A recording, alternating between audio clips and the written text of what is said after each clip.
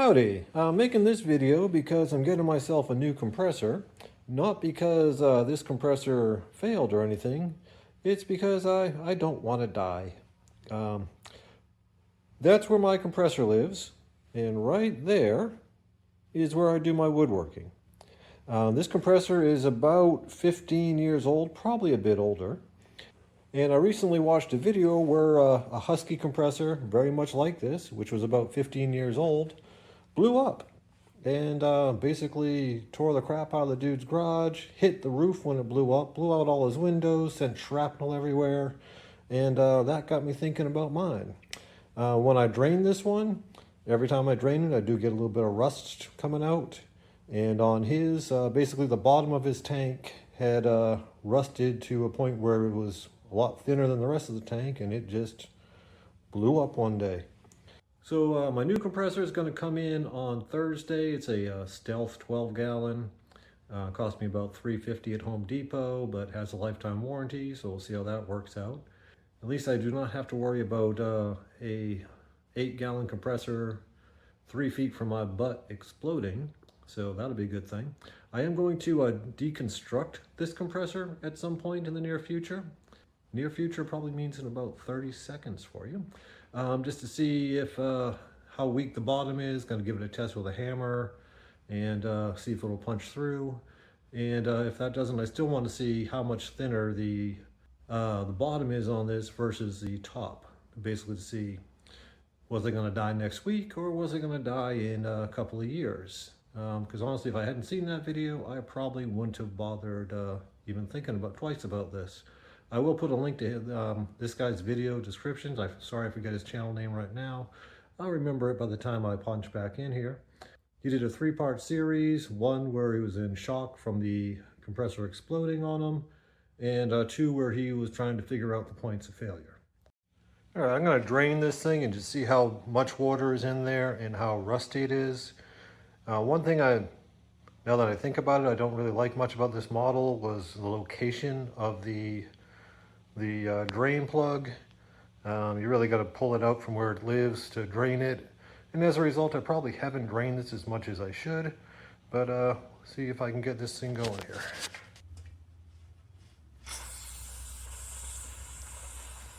You see that water is nice and chocolate. Yeah, let's see how much comes out. I'm just going to throw a piece of paper under there for contrast.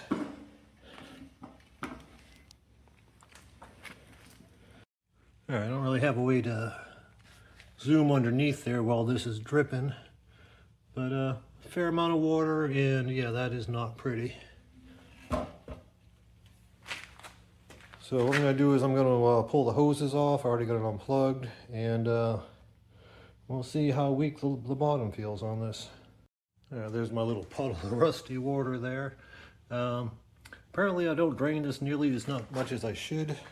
The replacement, instead of having the valve underneath there, has it accessible, and it's a 1/4 turn ball valve instead of the little spinny thing there, so that should encourage more frequent draining. And another thing I'm noticing, on the tank the guy had that blew up, his weld was straight across the bottom. This one does seem to be offset a bit, still pretty low, but his fractured right at the weld. So I'm going to get all these spider webs off of here, and we'll take a closer look. All right, drain valve is still open, so there's no pressure in the tank. So I'm going to give it a bit of a tap test near this weld here, see if there's any deformation or anything, indications here.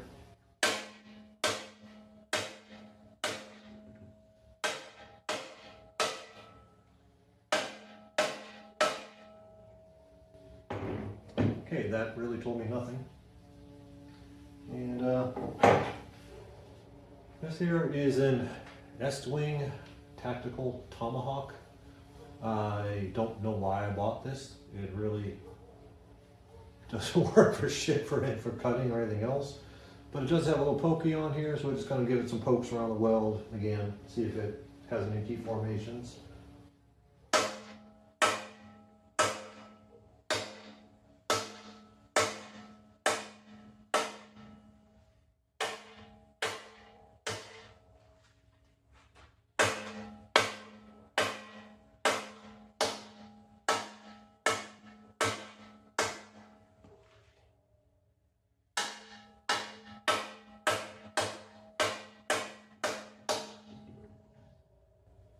Alright, some chip paint.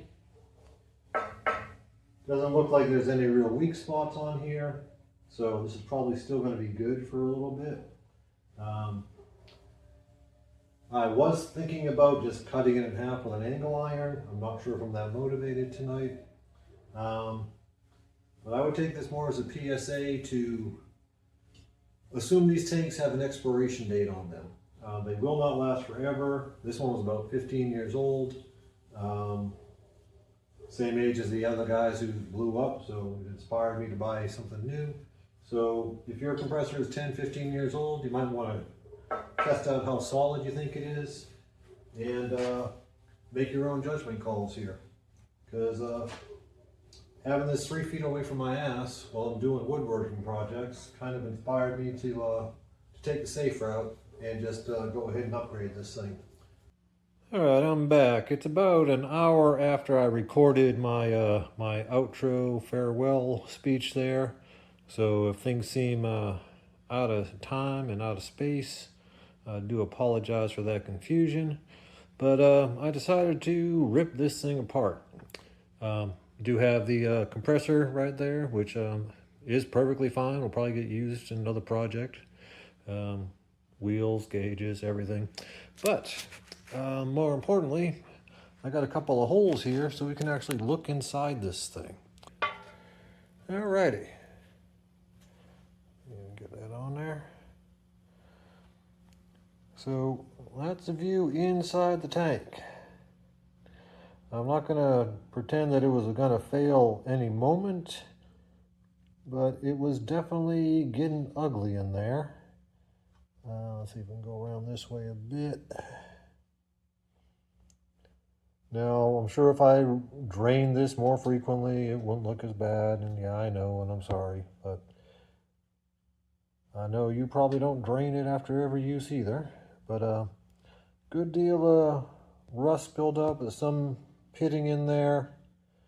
This thing probably would have ran another 5-10 years without any problem, but given its proximity to my ass while I am doing my work, and the fact that this thing's loud as hell, I figured why not just get her done. There's a lot of sludge on that seam. I don't know how much of that is actually popping out because I'm shooting through a little hole in the top of the thing right now. But that's what it looks inside of a almost 15-year-old unit. I did find a date code on here. So this was May of 2012. So almost 14 years. A little bit off, but once you get the new one in, I will do a bit of a review on it. Again, it's going to be a stealth 12-gallon. It's supposed to only be like 65 decibels or something. So we'll see how it looks, but just a reminder that if your tank's 12, 15 years old, you might want to check it out. And also, just so you know, getting those 2 fittings off the top, not a simple task. Non-standard fittings, and yeah, they don't come off easy, but had time to kill. So now I got a bear hot dog and a nice compressor up there that still works on the old oil filled ones. That thing will probably run another 20 years. The tank's the only real concern, so might have something to do with that. All right, y'all have a great day, and here's me saying have a great day from about an hour ago. If you like this, like, subscribe. I'm going to dual share this on my woodworking channel as well. So if you want to stop over there and see what I'm doing, appreciate it. And y'all have a great day.